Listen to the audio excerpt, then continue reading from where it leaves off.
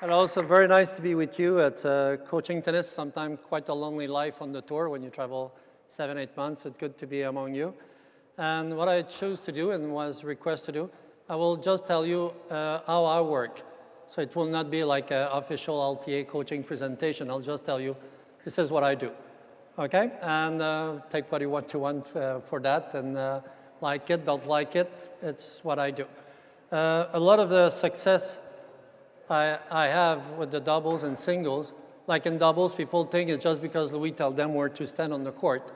That is learned in 2 days. So the rest of my work is very often, of course, the mental side, tactical side, but it's to give what we call repeatability in their technique.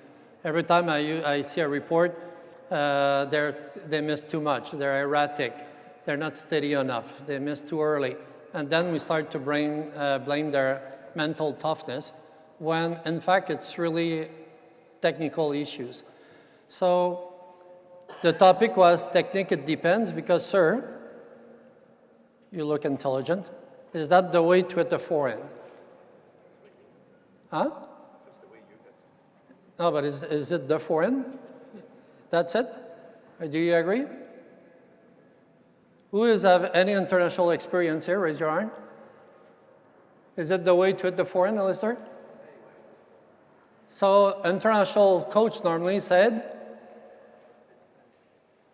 that's the title of the topic. It depends. This is what the international coach will say. Should I volley like this? What will the international coach will say? It depends. Should I attack on the backhand all the time? They will say, depends. Should I always kick my serve on the backhand? It depends. Should I always do that? It depends. If you want to sound international, just say it depends. So should I hit, I'll come back to you, should I hit my backhand like this? Should I stay low and go through? Should I go up? Should I have an open stance? Or should I step in? You're really international. So I can stop the conference now. We have 300 international coaches. So we always say it depends. And it's pretty much I call that a nice way to get out of answering. But where I was not popular with coaches, I will always say, okay, it depends of what and what changed. Okay, but before we go on that, I will tell you what I will do. Like, it could sound like name throwing, but it is a fact. If I start to work with Andy Murray, Jamie Murray, or whatever, or any top international singles or doubles players, I always look at timing, rhythm, and momentum. Because you can coach technique just before a Davis Cup match, just before a Australian Open final. You can always work on technique compared to the belief that is there that you don't touch technique even 3 weeks before a tournament. I remember the first year I was here, I could not visit any club that their juniors would have played a tournament in a month from now, in case I work on technique. Okay, so you work on technique, but not at the model level, not like bring your left hand here, be sure your right hand is shoulder. Don't bring your left hand further back than the shoulder, but not so, just a little bit here, facing your chest. Now the left knee has to be bent also at 90 degrees, so your center of gravity is right in the middle of the stance. When you do that, create an impulse on the ground while triggering the angular momentum where your knee will turn. No, you don't teach technique like this just before a final. But you can teach timing, rhythm, and momentum. And that's what I will do to any first assessment I do. So here we have two coaches, Mark and Simon, that you probably all know. And I choose as a volunteer who went to a ball, went to sleep at 3 a.m. and has a cold and a fever. But that was not to be known exactly that she will be ill when she comes here. Pippa Horn, she was a good junior, then went to university. She's not playing on the team there. She played maybe twice a week. This summer she's working for the company, Octagon, and she may play twice a week. And she just asked me, could you assess my technique? So I will just do what I will do if I was assessing her. Is that okay? So let's start. Can you warm up with the Mark and Simon?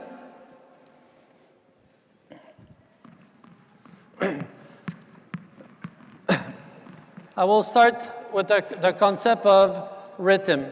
So when you hear the word pass, that's good. When you hear the word pass, S stands for what? And what is speed? So most of you, when you say pass, you say speed, but it's more than speed. There's two words that goes in the S, is velocity and rhythm. So I could have this speed like this, look at me, and I could have a change of speed like this. So rhythm is when do change of speeds occur. Velocity is 50 miles an hour like this, 50 miles an hour like this, same racket speed. Which ball will go faster? Like this, because the vector of the speed is in the direction where the ball wants to go. So when you see in the pass PAS, S is for the actual objective speed of the racket, the velocity that that speed has, and the rhythm at which it changes. So now I will look at them hitting and stop. I just have a quick glance here. No one hit at an international level right now. Okay? So the rhythm I expect from very good players. So watch them a little bit more so you will know what I'm talking. Okay, so this is quite boring to see them hit like this for good rhythm. So good rhythm, you come with care to the ball, and the shot has to look like you start at contact. Start, that's it. Feel you're starting at contact. Start at contact. Then you don't have to hit hard for that. Just start at contact. Okay, let's see who's going to do it the best. So Pipa, be sure you start at contact. Come always with care to the ball. Still rally, guy. You don't have to attack each other because I say that. Still shape the ball. But start when you touch the ball. Start. That's better, Mark. Stop when you touch the ball. That was good, Pipa. Keep shaping it, but start when you touch the ball. Start when you touch the ball, all the time. Start when you touch the ball. That was perfect, Pipa. Much better, Simon. Much better, Mark. Stop when you, that's it. Start when you touch the ball. Start when you touch the ball. Good. Very good, Pipa. That's nice. Okay, stop. So technique could be also a decision making. So when I look at someone, they can, if Mark hit with me 2-3 balls, they can hit like this. So watch my rhythm. I go just same pace all the time, just swinging the putt like this. And you know what? I could maybe not even miss it. If I was asked to do 100 ball, I could do 100 ball like this, no problem. I could do that, make 100 balls. It will not be an issue. But you need good rhythm to be very, very good. So the rhythm is better. So that's the racket. When there's an obvious change of racket speed, it has to be at contact. Now, what is momentum? Name me a few words associated with momentum. Another word associated with momentum. Alistair Ingham wrote a full book on momentum, but it was more on tactical momentum. So, have you heard the word linear momentum? Angular momentum? Have you heard about that? So it's what the body does. So look at me right now. Hit with me. Both of you, just hit with me. Just hit, don't make me run.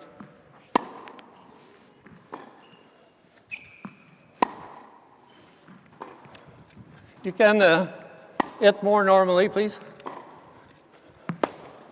Last one.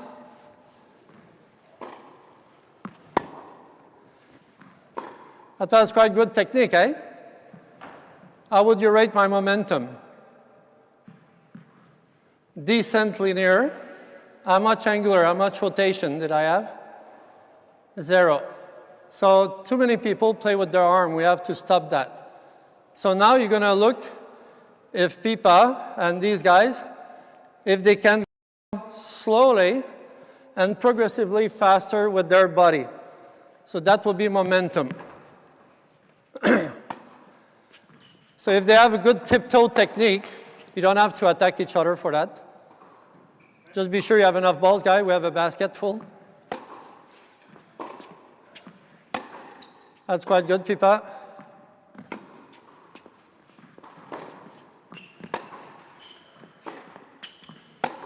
That's good. That's very good momentum here. That's it. Nice. Very good. Nice. Last two.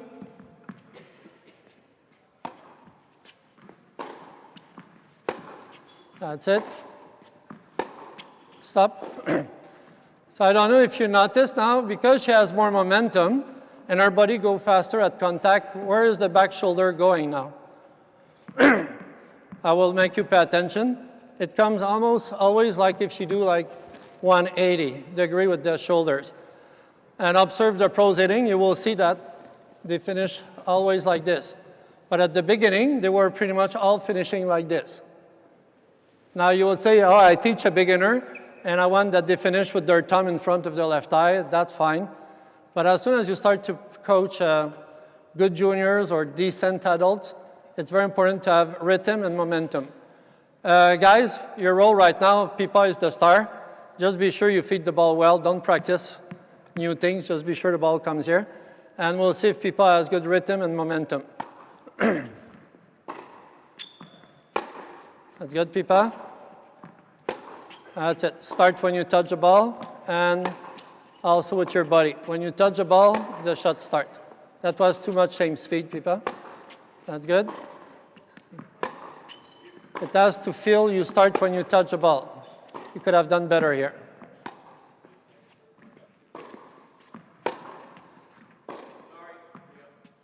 Okay, good. Come slowly. That's nice. Very good. Be sure you start when you touch the ball. You almost stop when you touch. Start when you touch the ball like this. Good. That was beautiful. Very nice. That's good. Okay, stop. So as long as she comes like with care and we really feel she makes a decision when she touches the ball, it's good. Now come to the net. I already told Pipa that we won't work until she make it automatic. Let's say we could work 15 minutes on that, 15, but we'll do just segment of a minute. Now let's see how she volleys back to them. Just feed her properly.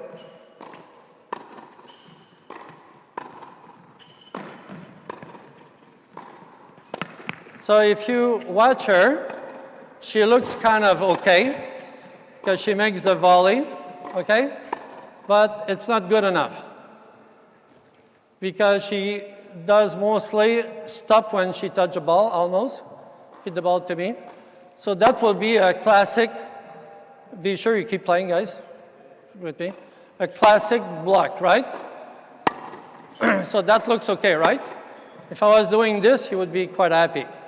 But at the pro level, they don't stop when they touch the ball. They start when they touch the ball. So volley to me, the ball to me. So we start when we touch the ball. We start when we touch the ball. Keep it on my forehand to be easier to talk to them. We start when you touch the ball. We start when? We start when? When you touch the ball. So I'm going to ask people the same thing. Now hit the ball. Take two balls in case you miss the first one. Hit the ball as hard as you can here. People, I'll do that one.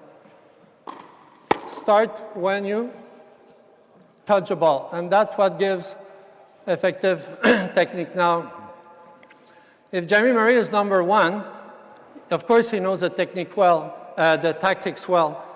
But we have worked so much that every time you touch the ball, it starts at contact, it doesn't miss one. And of course you can imagine, I'm pretty pleased of that volley. But let's face it, I'm 64 and I don't play once a week at all, maybe once a year. It's just that the belief that if you have that type of timing rhythm, you can play professional tennis very, very quickly. And I think that's why I have success. And overall, now I work with over 38 players in the top 100, developing many. And just with timing, rhythm, and momentum, and a few more things I'll show you in a few minutes, you can make miracles. Do you understand what I explained? So do it. Start when you touch the ball. Make a real decision. It has to look like you really like this. Start when you touch it. Start when you touch it, like this. Start when you touch it. And control the trajectory all the time. Start when you touch it. A bit more obvious when you touch it. That's it. Start when you touch it. You stop when you touch it. That's it. Start when you touch it. Last few. That's it. Start when you touch it. Very good. Start when you touch it. Start when you touch it. Start when you touch it. You stop when you touch it here. So our forehand is pretty good. We'll do just few backhands. So give me your racket here. Go over there. If I was invisible, you will see the racket going like this on both sides. And you would not know if I'm forehand, a lefty or righty. Right now, this is what we see when we see you. Okay? Which is quite typical of most of the players. Their forehand volley, they go back to forward, quite efficient. Backhand, they go down. So you're going to keep your hand in front of you, just on their backhand, and keep the same height as you make contact. Feed the ball faster, even. Same height as you touch it. Very, very fast. Very fast, please. Here. And always start when you touch the ball. Regardless, start when you touch the ball. Back to forward. Start when you touch the ball. That's pretty good. That's nice. Forward, very good. That's nice, Pipa. Always find a way to go forward. Very good. Now, one thing that helps a lot the volleyers, if I face the ball on my backhand, it's difficult to go forward. It's easier to go down. So the role of the left hand is primordial. Even if I'm jam, look at what I've done here. What is the line of my shoulder? Completely sideways, so my racket can go forward. If I was like this, difficult. If I bring my left arm here, I will do circles, the ball will go to the ceiling. I'll just show one, it's like this. You cannot face the ball and try to bring your racket forward, so you have to find a way to bring your left arm backward, okay? Only backhand for a while. Get more sideways. That's it, that was your best one. Bring your left arm back, that's good. Racket same height, Pipa, same height. You know what means same height? That's it. Oh, you know what means same height, very good, very good. Okay, so again, we will not look to make her perfect, but to have like good rhythm. Then one thing that I really believe in, and I think really helped me to be successful on the Pro Tour, is every day I train offensive skills, neutral skills, and defensive skills. So let's see, we'll have these three, go over there. You're going to attack the ball with pace, okay? Go over there, I'll just feed an easy ball. And go over there, they will be easier to see. We'll just do the forehand to start, you could see. I will ask you to vote who you feel have the best rhythm and momentum when they attack with pace. Attack down the line there. One ball each. So this, personally, I will give like 1.5 on 10. Because it was all arm and they swing very far from contact, right? So, of course, I would not accept that. Let's see, Pipa, okay, go. But Pipa, when will you start the shot? And when will you speed up your body? At contact.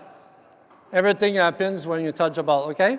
So slow with your body, but go fast at contact, and same thing, okay? So mostly focus on going fast at contact like this. Do it again, so you can show it to Mark. Focus much more on, do you see what she does with the body, Mark? Yeah. We'll give you another try here. Have some momentum. That's pretty good. Now have an increase of speed with your body. Slow and then go very fast at contact. Turn slowly and that's pretty good. Now be even more explosive. You learn fast, yeah, good. Look at the spark of Pipa. Pipa, do it. You will see her shoulder goes very, very fast at contact. Come in like this. So your turn, Mark. And then I keep Simon for the dessert. Go. That's better. Very good. Simon.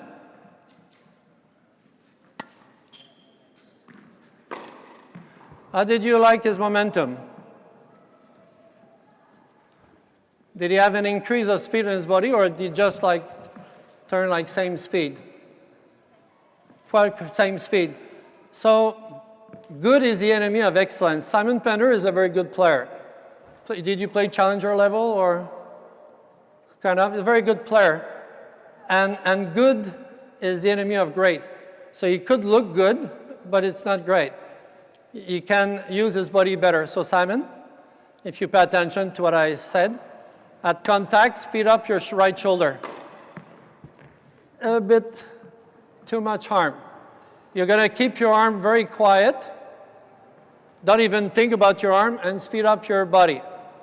Speed up the body. Don't move your arm. That's pretty good. One more. And look slightly more coordinate. Pipa, do it one before. Pipa will do one before to inspire you. Voila. So there's an increase of body speed. So it's not like zero speed and then fast. It's a momentum. You know what means momentum? Gradually, the body goes faster. Gradually. Okay, we're going to leave it for now. And we're going to see. No. Because in order to have an acceleration in the body, you need the biomechanical chain, right? Which is impulse on the ground, the knee, the hip, and everything. You turn like a revolving door. So it will be a bit difficult. But watch Pipa. Pipa, you will see the lower body turning first. She will turn her knee, her hip. Do you see that? So look at her body. Look at impulse, the knee, the hip. That's very good. Do one more. She turned the lower body. Pipa, you're slapping the ball. Slapping means you swing far from the ball. So when does the shot start? So start at contact, like this. So you see right away the change of rhythm. Now there's a famous psychologist, Alfred, I forget his name. He's good in football, rugby, golf. Alfred, who? Huh? Say it. Oh, you know?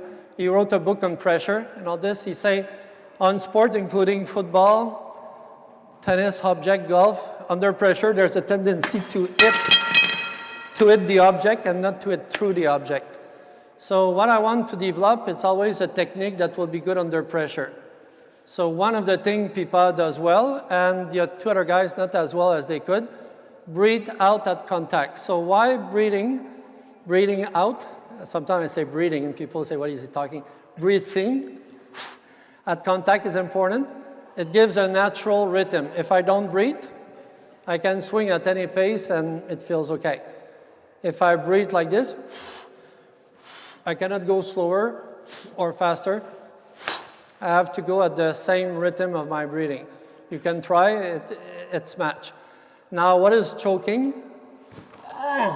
What is the opposite of choking? It's let it go. So breathing out, starting at contact, is the technique for playing under pressure. And me, what I want is to, every time I go somewhere, I like to go to develop a number one. I was lucky in Canada, I developed the first number one in the world. Here, same thing with Jamie, and I have the chance to work with 8 number one. I always aim to win slam, to always do things, but for that I have to give them a technique that is resilient under pressure. To be resilient under pressure, and you could see Pipa doesn't play and she started to look pretty good. If she breathe out and start at contact, it's just the opposite of getting tight, is to let it go. Now Pipa, if you miss this one, the two guys there do 10 push-ups. You don't want that, eh? So a lot of pressure on Pipa here. A lot of pressure on Pipa. Was that as good? Huh? No, a bit tentative, swing, a bit same pace. There was not an obvious change of speed at contact. So that, I will call that like a semi-choke. And if she was hitting like this, I had no chance she goes in a tournament and play well. Now, Pipa doesn't play a tournament for about 2 years, play twice a week, so she's not used to play under pressure. Well, you succeed the shot so they don't have to. Now play just for your own pleasure. Okay? Sorry, I missed my feet here, but still, very good. Now remember, as much as you can, as fast as. How do you feel like that? A bit of a slap, so keep your arm quiet and trust your speed to get the momentum. That's much better. Do you feel your arm more relaxed? Okay, same thing. That's much better. Mark? Now evaluate also the muscle relaxation of Mark. It's not the same, eh? So, few things for repeatability under pressure. Breathing out, muscle relaxation, rhythm, feeling you start at contact, and body, momentum, feeling you start at contact. If you have these things, you can play very well under pressure. Otherwise, I can already see Mark like not cracking an egg with his forehand under pressure, because right now there's not enough change of racket speed, not enough that. Now maybe never develop arm speed. So one thing that is not so well teach here, so far we teach very well, prepare with your left hand, load and all this, but the fact that in a multi-segment we have to throw the elbow first to create a lag to speed up the racket is not teach very well. So there's many people who play like Mark, watch here. It looks nice, but it's not this. And if it's not this, you cannot hit pretty hard. Can you give a try? Yeah. Yes? It will be interesting. Go. Throw your elbow first. That's quite nice. Throw your elbow first. That's good. How does that feel already? Really throw your elbow to feel a lag. You know what's a lag? You sure you know what it is? He doesn't know what it is. Okay? So Pipa, can you show him? I didn't know it will turn out into Mark's lesson. Go over there. No, Mark. So Mark, you prepare, unfortunately, too classically like a club member, or you prepare your racket this right away. Watch him. Mark, watch him. Watch how he prepared the racket. Okay? Okay, now hit the ball and they will see how you prepare your racket. You're changing something, right? Have you changed something? No, this time not. Now watch how people will prepare a racket, and watch how Andy Murray will prepare the racket. The racket will be more here than there. And what will that allow? Allow a good lagging. So watch where is the racket of Pipa. More on the right side of her body, like this, and she can generate very good racket at speed with her elbow. Start at contact, Pipa, if you want to be steady. You can start better at contact. Start when you touch the ball. That's better. And keep breathing right there. So look where is our racket, to the right side. And then you can throw your racket more. Do that again. Mark, do that again. So where will you have your racket head? Just have it there for a while. We'll exaggerate. Even more. And then, yeah, throw your elbow, and then like this. That's it. Throw your elbow forward, and then a lag. That's it. And feel you're throwing the racket head at the ball. Okay, never mind your body. Just feel more your arm. Feel. That's good. Again. You start to feel more racket head speed. Let's go again. But start at contact though, right? That's it. Throw the racket head. And even throw it faster. Throw it. You know what means the word throw? Yeah, so throw the racket head. Throw it. Throw it even more. Come on. Like this. Now it starts to be interesting, because you looked very boring before. That's it. Come on, hit the ball. Hit it. Not push it. Throw your racket head. Come on. Last time. Wow, now you start to hit it. Now to... That last one was pretty good. You felt it? You felt it, right? So this is what we call the multi-segment arm. People have read that multi-segment forehand. It's when you're there, you throw the elbow, then it creates a lag automatically, and then you throw your racket head very fast without anybody. But he thought like if he does this, he will hit very hard. But if you don't have racket head speed, You cannot really hit hard. Okay, so as a conclusion right now, and I will stay pretty much with people to go faster. Key things that I will just like you remember, its technique is good to be teach even under pressure, and that's even true for inter-club ladies. At one point, I stopped on the tour for 1 year, go inside a club and do the inter-club like ladies D, C, B, A. They work with letters, and they all won championship. It was all about breathing. Come with care, start at contact. Come with care, start at contact, just that. And they were so steady. And there's such thing like pressure through consistency. Djokovic and Andy Murray put pressure through consistency through all their opponents. They're steady in defense, steady in rally, steady in offense. So consistency, but how do you get that consistency? A lot of people think if we do the same shot over and over, we'll be steady. But in tennis, how often do you hit exactly 2 shots the same way? So we have to become steady when opposing things. So Pipa, start. Whoop. Start, Pipa. You're going to give pace and receive pace. Okay, give pace and start at contact. And receive pace, sorry, and start at contact as well. Start at contact as well. Really start when you touch the ball. You kind of push it, trust it, start like this, that's it. Give pace, that's it. That was continuous. Start when you touch the ball. And use your body now. Perfect. Now do like a WTA girl. She will do that, and what will she do with her body? Yeah, so she will also use her body. Some jump, some just turn around. So do that also. Good rhythm, and that's it. Use your body also. Very good. Use your body also, like that. So this is how WTA girls hit. Now, how long did it take me for having people hit like this?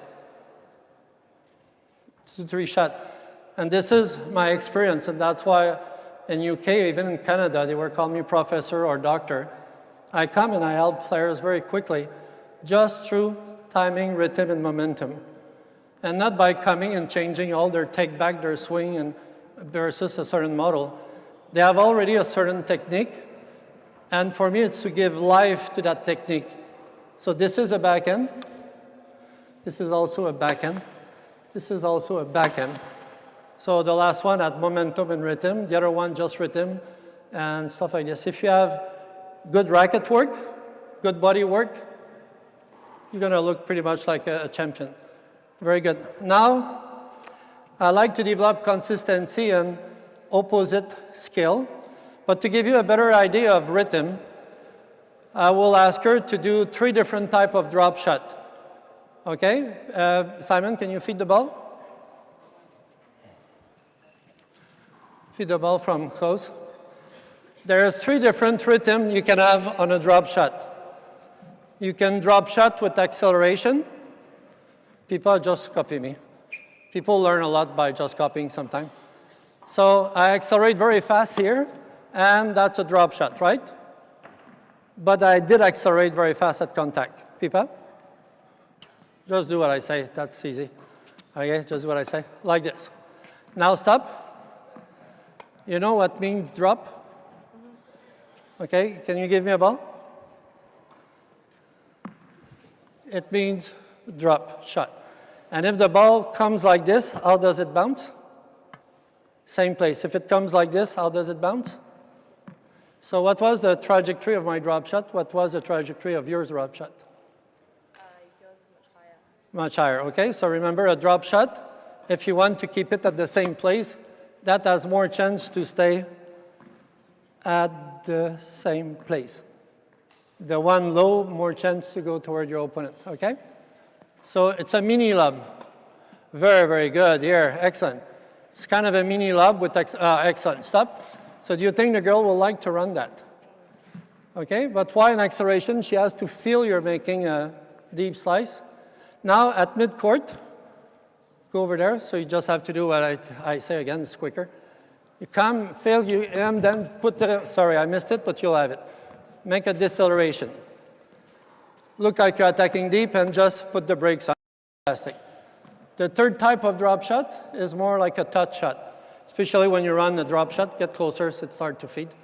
Make a drop shot. So you run and you just touch the ball like this, and that's a drop shot by touch, okay? You do nothing. Very good. So very often here, people, to disguise your drop shot here, like on a volley, you either do a drop shot like this, or by starting at contact, you put it deep. So it's this, guys. Here, no, you won't do it. Here, you attack, good approach shot deep, or you look the same and you just put the brakes. Over there, okay, so a drop shot needs two qualities. It has to be disguised. So it has to be disguised with the most frequent shot. So if you do a touch drop shot from here, I think they see it coming. So it has to be disguised, and there's three different rhythms: acceleration, deceleration, or nothing at all. Is that okay? So every time we teach a shot, there is a rhythm to it. There is a momentum to it. And on a tough first volley, feed the ball fast here, from back. I'll do a first volley, yeah. Yeah. So there won't be angular momentum. There will be only linear momentum. So if you watch Jamie play, you will come. Nothing will move here. And as you run, I trust you here. Look at the linear momentum. You will see much nicer than that. An obvious change of footwork speed just at contact. And you will just get the perfect linear momentum. But you will see a momentum. It will not be just like there, or you won't stop before. It will be through the shot. And I tell you, just this is enough. Now, time is flying. So when we talk about technique, this is a topic that you can imagine it's many, many days. Like at the MPC, we have 13 regrouping, and we do it at each time. There's a lot to it. So I would like you to remember that it's body work, racket work, and footwork. The most important thing, in my opinion, is to have rhythm with your racket. If you don't have rhythm with your racket, it's a racket sport. You're doomed to be inconsistent the rest of your life. If you start at contact, at your level, any level, you can triple, quadruple, quintuple your consistency. Then, don't play just with your arm, play with your body. So the tiptoe that you have learned for beginners, I do it also for professional. Like she was doing it when she was attacking. Mark was doing this, but he will learn it very fast just to learn to link the segments. And that's it. Now, footwork, because I have 4 minutes. For the it depends. I'll go for, can you bring the medicine ball? Bring the medicine ball. So Pipa is asking me Pipa, how do I hit on the run? I hit on the run, and what will I answer? What will I answer? It depends, okay? So you're going to throw it to, when you have time, you were doing, like you say, like open sense, and you throw the ball, right? Sometimes you'll move a little bit more, and you'll do just a up when you throw the ball. So go ahead. It's quite heavy. Can you bring 1 kilo, Simon? Mark? Mark? Bring it's quite heavy for it. If you move even more, bring 1 kilo. It's too heavy. Where is it? Find it. I trust you. Second, you will sometimes throw so much, you'll do a shuffle step as you hit, okay? Do a shuffle. You know what's a shuffle? Very good. Sometimes you'll move so fast that, okay, that's better, that you'll do a crossover as you run. Open sense with a crossover. And sometimes it will be so far that you're going to have to run and just sometimes use your forearm on the run to it. Like this. Is that okay? So if you can go feed the ball. So it depends of what, Pipa? Where the ball is. And how much time and speed you have into the shot. So you're going to play the game because we may not have enough time. Feed the ball where I ask you. and just play the role. Just do a hop first, even if you could be step. Okay, now here, do a shuffle. Do a shuffle step. Okay, a bit more here. I'll stand on your target, okay? Just feed the ball to me. Shuffle step. Now here, crossover step. Very good. And here, running step. I'll save you the material. Okay, running step. Very, very good. So as you can see, and if you ask Andy Murray which footwork he will aid to do, they don't want to hit the ball in full run. So they always try to have the right foot behind the ball, left foot on the back end, and they will do an open stance first, if they can be balanced. They will up second, they will shuffle, they will cross over, and then they will run. But too often we just say to be there or to run. There's a lot of shade of grays. It depends. And if you know how to shuffle, recover, or whatever, it's the same footwork everywhere. It's the same footwork to go to a ball, shuffle and hit, crossover, run, back pedal. Same footwork to recover, shuffle step, crossover, running, back pedal. Same footwork to hit on the run, shuffle step, crossover on the run, back pedal. It's always the same footwork. So you can make it very, very simple, but to a very high level. Now the recovery step, we have 1 minute. People, I'll feed the ball, Simon. It will save time. When you make an approach shot, is it the same footwork every time? Because it depends. So normally I would put markers and all this, but if she goes to the right and she comes to the net, she has to recover to her left. So on which leg will she land? It's always the law of opposite force. Keep it very simple. If you want to move somewhere, we apply a force in the opposite direction. So if I want to go there, if I want to go back, if I want to go forward, it's always that. It's the law of opposite direction. It's a biomechanical principle. You put the force in the opposite direction. Is that clear? Now she wants to go after she hits on the line to the left. So some people look smart. You looked hard, but smart, with the yellow cap and glasses. On which leg will she land if she wants to go quickly to her left? Huh? I don't hear at all. What did he say? Okay, so it will be on the right. If you want to go on the left, so watch her footwork here. So why did she do that? And now on the opposite side, you run around your forehand. The ball was over there. You cheat a little bit. You were there and you run around. And this time you have to hit there and recover. On which leg will she land now? On which leg did she land? Left, because she wants to go to the right. Now do this one, which is a tough one. Hit on your left foot instead of up, but still land on your right to go to the right, to your left.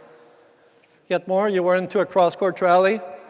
You had a chance to come, jump on your left, but just like, just change foot, okay? Pretty much like this, yeah.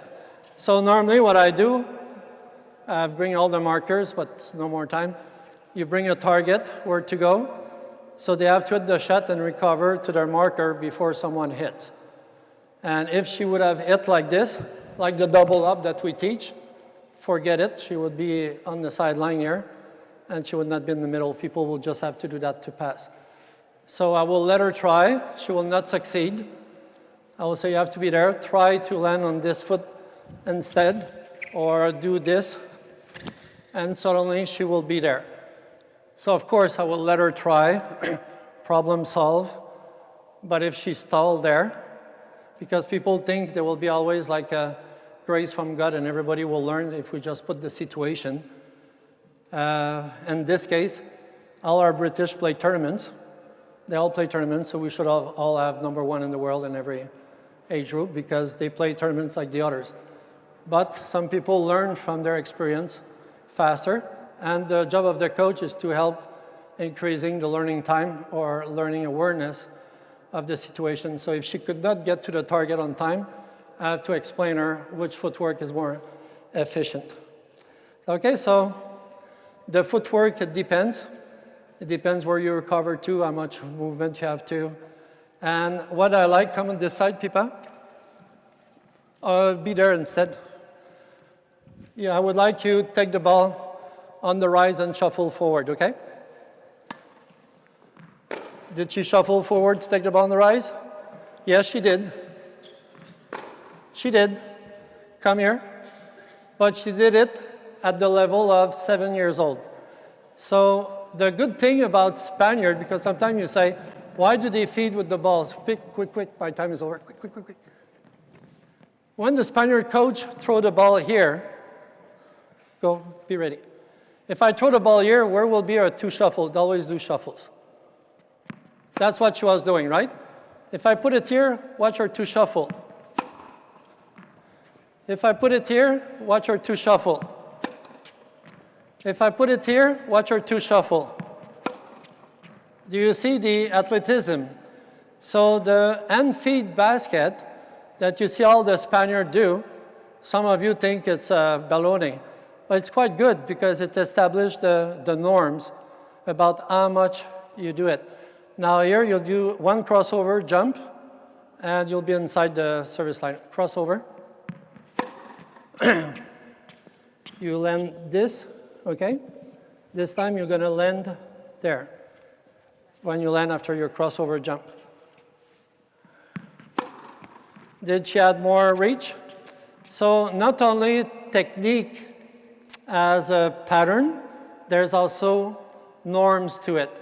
So you could have norm for the speed of the rally, you know it's tempo, 40 in a minute. It's always good to have technique with the task or what to do.